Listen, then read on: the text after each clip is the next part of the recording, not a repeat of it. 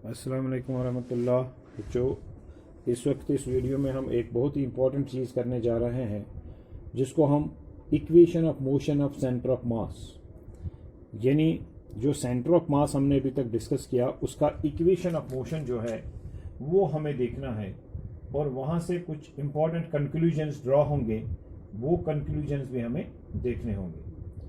तो इक्वेशन चूंकि जैसे लिखा हुआ है इक्वेशन ऑफ मोशन, तो इसका मतलब ये हुआ कि ये एक मैथमेटिकल टॉपिक बनेगा और फिर जाके इसमें से कोई कॉन्सेप्चुअल चीज जो है वो निकल आएगी। तो देखिए है क्या, हम जानते हैं कि हमारे पास अगर एक बॉडी हो लाइक दिस, उसके कंस्टिट्यूएंट पार्टिकल्स अगर हो और उनकी मासेस हो m1 m2 m3 so on to mn, तो उन पार्टिकल्स के अपने पोजीशन वेक्टर्स होंगे r1 r2 r3 so on to rn। तो फिर सेंटर ऑफ मास जो है उसका पोजीशन वेक्टर क्या आएगा इस बॉडी के लिए? तो उसका पोजीशन वेक्टर आएगा वेक्टर r या RCM लिख सकते हैं, यानी position vector of centre of mass. तो ये position vector of centre of mass किसके बराबर आएगा? इसके लिए हमने एक्सप्रेशन निकाला हुआ है पहले ही, अब पहले वीडियोस में, m1 r1 plus m2 r2 plus m3 r3 plus so on to mn rn whole divide by sum of masses of the constituent particles, यानी m1 plus m2 plus m3 plus so on to mn, अगर हम मान के चले कि n number of particles इस body में है।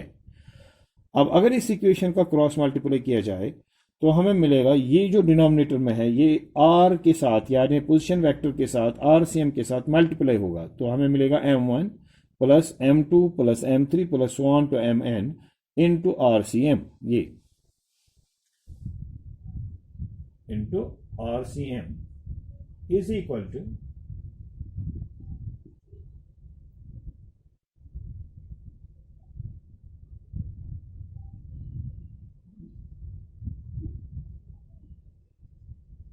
शाबाश, हाँ, इंटू RCM, ये इसके साथ क्रॉस मल्टीप्लाई हो गया, is equal to this, is equal to m1 r1 शाबाश plus m2 r2 plus so on to mn rn। ठीक है, अब ये जो sum of masses of constituent particles हैं, ये दरअसल क्या है, ये पूरी बॉडी का जो मास है ये उसके बराबर है। तो हम इस पूरे सिस्टम का मास जो है, अगर वो कैपिटल M है, तो अगर पूरे सिस्टम का मास कैपिटल M है तो हम लिखेंगे कैपिटल M, फिर RCM। अब हमने कैपिटल M क्यों लिखा? क्योंकि m1 plus m2 plus m3 plus so on to mn, what is this? The sum of masses of the constituent particles, that means this is the total mass of the system and let us denote it by capital M। then capital M, इसके बदले capital M लिखेंगे और फिर ये RCM is equal to शाबाश m1 r1 plus m2 r2 plus so on to mn rn, ये आ गया। ठीक है,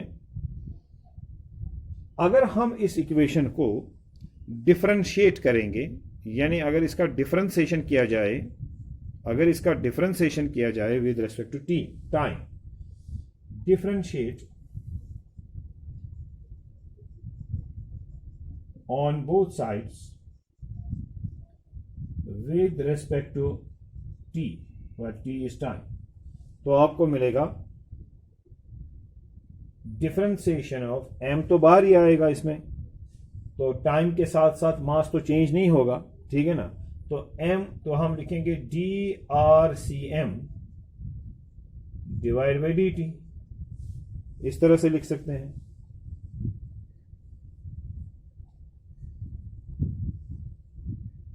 m drCm यानी divide by dt, mass into rate of change of position vector of center of mass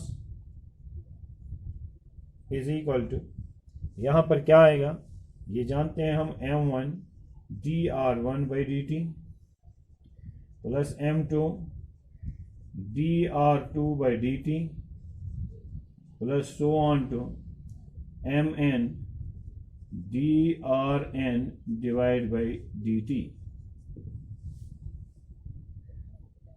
divide by dt। ठीक है, ये हमने differentiate किया। तो अब आप जानते हैं rate of change of position vector, जो rate of change of position vector होता है विद रिस्पेक्ट टू टाइम, यानी dr बाई dt, वो क्या होता है? वो वेलोसिटी होता है उस पॉइंट का, यानी उस पार्टिकल का। ये m1 वाला पार्टिकल जिसका मास m1 है, उसके पोजीशन वेक्टर क्या है? r1। ये dr1 बाई dt क्या है? ये उस पार्टिकल की, यानी इस m1 पार्टिकल की वेलोसिटी है। dr2 बाई dt क्या है? ये दूसरे पार्टिकल जिसकी मास m2 है उसकी वेलोसिटी है। तो ये rcm क्या होगा? ये centre rcm divide by dt, यानी rate of change of rcm, rate of change of position vector of centre of मास। ये क्या होगा? ये होगा फिर velocity of centre of mass. Rate of change of position vector होता ही है वेलोसिटी। तो ये सेंटर ऑफ मास का पोजीशन वेक्टर है, इसका रेट ऑफ चेंज क्या होगा? ये होगा velocity of centre of mass. तो हम लिखेंगे m, और इस पूरे के बदले हम लिखेंगे vcm, velocity of centre of मास। ठीक है, इज इक्वल टू m1। ये dr1 बाई dt क्या है? ये है पोजीशन वेक्टर m1 वाली मास वाले पार्टिकल का पोजीशन वेक्टर है r1। इसका रेट ऑफ चेंज क्या होगा? इस m1 जिसका मास m1 है उस पार्टिकल की velocity. So v1 plus m2 dr2 by dt, rate of change of what? Rate of change of position vector of this particle जिसकी मास m2 है। ये है उस इसी पार्टिकल की velocity v2 plus so on to mn drn by dt। इसके बदले हम क्या लिख सकते हैं? यह है वेलोसिटी ऑफ द पार्टिकल जिसकी मास m3 है, mn है। जिस पार्टिकल की मास mn है उसका पोजीशन वेक्टर rn है। Rate of change of its position vector इस पार्टिकल की वेलोसिटी है। तो आप देख रहे हैं ये चीज क्या बन रही है। ये vcm क्या है? ये vcm यहां पर क्या है? ये है velocity of centre of mass. तो और ये v1, v2, v3, v4, so v5 so on to vn, ये क्या है? ये है velocities of respective particles of the system. चलिए अब हम एक और काम करते हैं। ये जो इक्वेशन है, मैं पहले इसको यहां पर रब करूंगा और मैं उम्मीद करता हूं आपने लिखा होगा। नहीं भी लिखा है तो आप वीडियो को रोक के इसको लिख सकते हैं।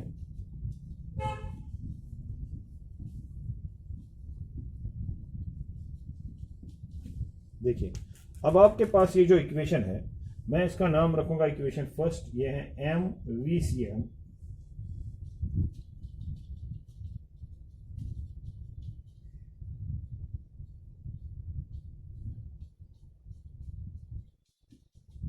क्या है? ये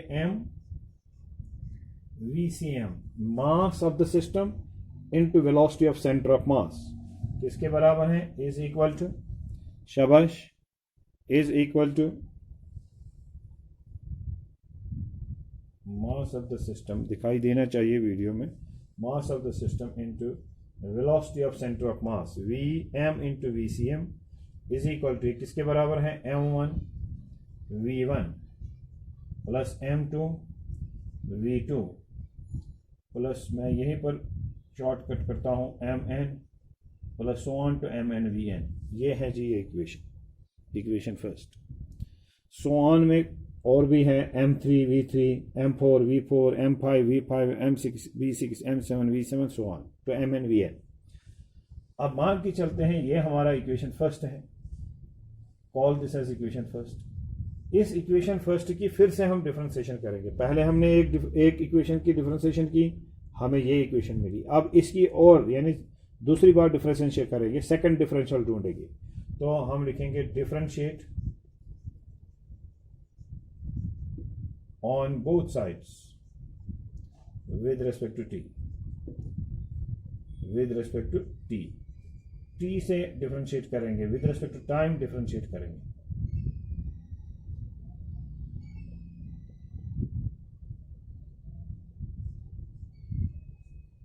तो देख लीजिए आपको यहां पर क्या मिलेगा।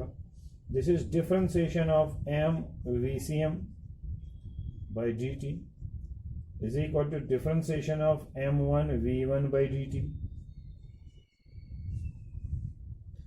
मैं ऐसे लिखूंगा, ऐसे भी लिख सकता हूं मैं, m बाहर करके differentiation of VCM by dt is equal to यहाँ m1 बाहर करके differentiation of V1 by dt plus m2 differentiation of V2 by dt plus so on, तो mn बाहर differentiation of Vn by dt with respect to t। तो this is m, this is rate of change of velocity of center of mass, that is acceleration। rate of change of velocity होता क्या है? acceleration। अब ये rate of change of velocity of center of mass है, तो ये हो गया acceleration of center of mass is equal to, this is m1, ठीक है, into a1, this is पहले पार्टिकल, ये जो m1 है जिसका मास m1 है, ये उस पार्टिकल की acceleration है, that is a1, because this is rate of change of velocity of the particle, that is acceleration, plus ये क्या आएगा यहाँ पर m2 into a2, rate of change of acceleration of second particle, plus so on to mn into this is rate of change of acceleration of nth particle, तो ये an, m1 a1 plus m2 a2 plus so on to mn, और इसके बदले acceleration of the nth particle। तो अगर आप देख लें तो ये mass into acceleration of first particle, mass into acceleration of second particle, mass into, तो अगर आप देखेंगे तो ये पहले पार्टिकल पर जो फोर्स होगा ये वो है, दूसरे पार्टिकल पर जो फोर्स है वो ये हैं, तीसरे पार्टिकल पर जो फोर्स है वो भी इसी में है, और इसी तरह से सो ऑन, यानी पूरे सिस्टम पर इतना फोर्स है। तो मैं इसको इस तरह से लिख सकता हूँ, this is M A C, acceleration of centre of mass को मैं ए सी से डिनोट करूंगा, ACM भी लिख सकते हैं, कोई बात नहीं। तो this is mass into acceleration of centre of mass, तो मैं यहां पर लिखूंगा F1। What is F1? शाबाश, force on the first particle, ठीक है, force on the first particle, and plus F2। What is F2? This force m2 into a2 is F2, force on the second particle of mass m2, plus इसी तरह से so on to Fn। What is Fn? This is force on the nth particle, जिस पर force है nth particle जो है जिसकी मास है mn, उस पर जो फोर्स होगा वो होगा mn into an। अब ये मास है पूरे सिस्टम की, ये है एक्सेलरेशन ऑफ सेंटर ऑफ मास, और ये है forces on particles of the body, constituent particles of the body. तो हम मान के चल सकते हैं कि ये जो है ये टोटल एक्सटर्नल फोर्स है जो m1 m2 m3 so on mn पर एक्ट कर रहे हैं। तो हम क्या लिखेंगे? हम यहां पर लिखेंगे m, देयरफॉर MACM यानी mass of the system into acceleration of the system is equal to ये total force, total external force F external. तो इस इक्वेशन से आपको क्या पता चलता है? इस इक्वेशन से आपको पता चलता है जब आपके पास एक बॉडी होती है उसमें बहुत सारे कॉन्स्टिट्यूएंट पार्टिकल्स होते हैं, आप जब कोई एक्सटर्नल फोर्स उसके ऊपर अप्लाई करते हैं, बहुत सारे पार्टिकल्स पर आप एक्सटर्नल फोर्स अप्लाई करते हैं, उसमें जो एक्सेलरेशन प्रोड्यूस होती है, यानी आपने m1 m2 m3 m so on to mn सारे पार्टिकल्स पर फोर्सेस अप्लाई किए, f1 f2 f3 so on to fn, मगर ये टोटल एक्सटर्नल फोर्स जो था वो किसके बराबर था? मास into acceleration of centre of mass, यानी इस एक्सटर्नल फोर्स ने बॉडी में एक्सेलरेशन जो प्रोड्यूस किया, वो एक्सेलरेशन उसने, वो बॉडी में जो एक्सेलरेशन प्रोड्यूस हो गया वो इस तरह से हो गया कि जैसे वो एक्सेलरेशन, यानी जैसे ये फोर्सेस एक्ट कर रहे हो एक पॉइंट पर, एक पॉइंट पर वो एक्ट कर रहे हो और उसी पॉइंट में वो एक्सेलरेशन प्रोड्यूस कर रहे हो। क्योंकि आप देख रहे हैं यहां पर आपको क्या मिला? यहां पर आपको मिला एक्सटर्नल फोर्स। मैं यहां पर लिखता हूं, आपको यहां पर जो मिला वो ये है, आपको मिला external force is equal to mass of the system into acceleration of centre of mass. यानी इस फोर्स ने, फोर्स हमेशा एक्सेलरेशन प्रोड्यूस करता है किसी भी बॉडी में। फोर्स का पहला इफेक्ट होता क्या है कि ये बॉडी को एक्सेलरेट करवाएगा, एक्सेलरेशन उसमें प्रोड्यूस करवाएगा। तो जो आपने फोर्सेस अप्लाई किए एक एक पार्टिकल पर, जो भी एक्सटर्नल फोर्स टोटल था, सारे पार्टिकल्स पर जो इकट्ठे फोर्स था वो बन गया टोटल एक्सटर्नल फोर्स। वो किसके बराबर बन गया? मास of the system into acceleration of centre of मास। यहां ध्यान दे दीजिए, acceleration of centre of mass. तो इस फोर्स ने गोया कि सेंटर ऑफ मास में एक्सेलरेशन प्रोड्यूस किया है।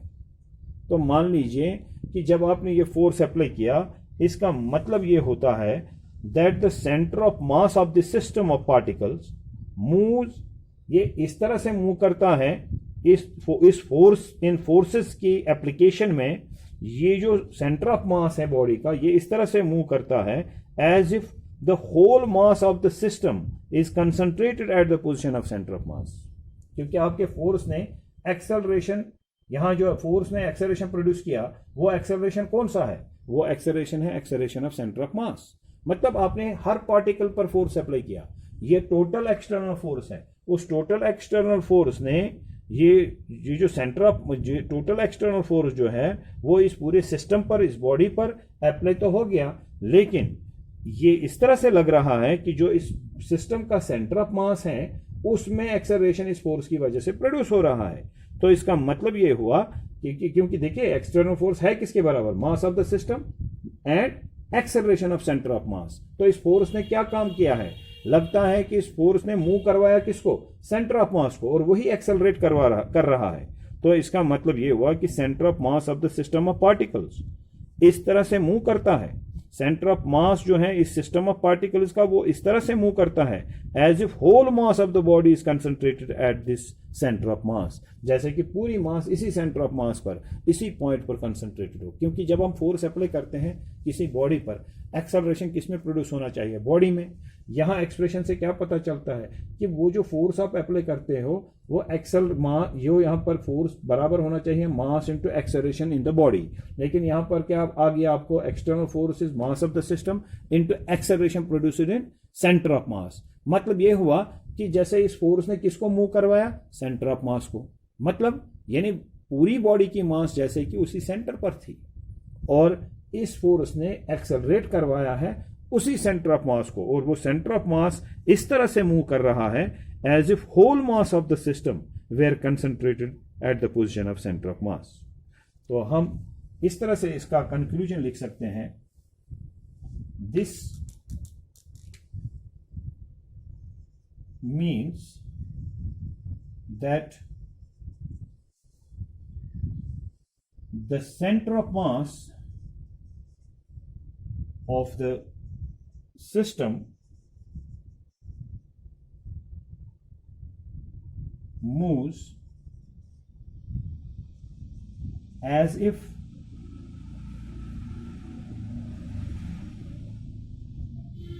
center of mass of the system moves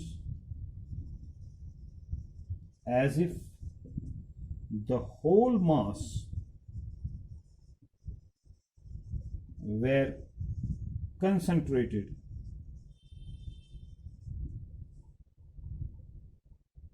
at the position of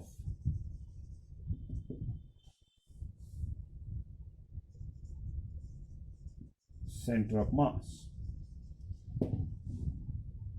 at the position of center of mass, and all external forces were applied,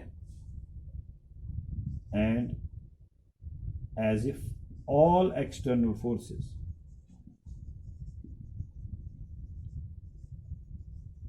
were applied at the center of mass।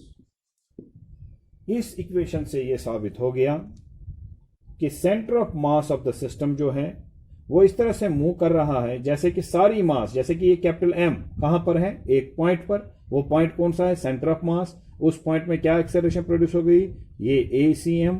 तो इस force की expression में क्या आ गया? मास of the system into ACM, मतलब मास of the system into acceleration of centre of मास। मतलब ये कि जैसे कि ये मास सारी की सारी कहां पर हो? सेंटर ऑफ मास पर। ऐसा लगता है जैसे, क्योंकि एक्सेलरेशन किस पॉइंट में प्रोड्यूस हो गया है? फोर्स ने एक्सेलरेशन प्रोड्यूस किया है, लेकिन किस में? सेंटर ऑफ मास में। तो मतलब फोर्स तो मास में प्रोड्यूस करता है एक्सेलरेशन, तो यहाँ आपने लिखा है कि यहाँ पर फोर्स की एक्सप्रेशन में centre of acceleration of centre of mass आ गया, तो इसका मतलब जैसे कि ये फोर्स सेंटर ऑफ मास में एक्सेलरेशन प्रोड्यूस कर रहा है, या फिर ये कहेंगे कि जैसे कि ये पूरे बॉडी की, पूरे सिस्टम की मास उसी पॉइंट पर है और ये उसी मास में उसी मास को एक्सेलरेट करवा रहा है। तो इट इज दिस फोर्स,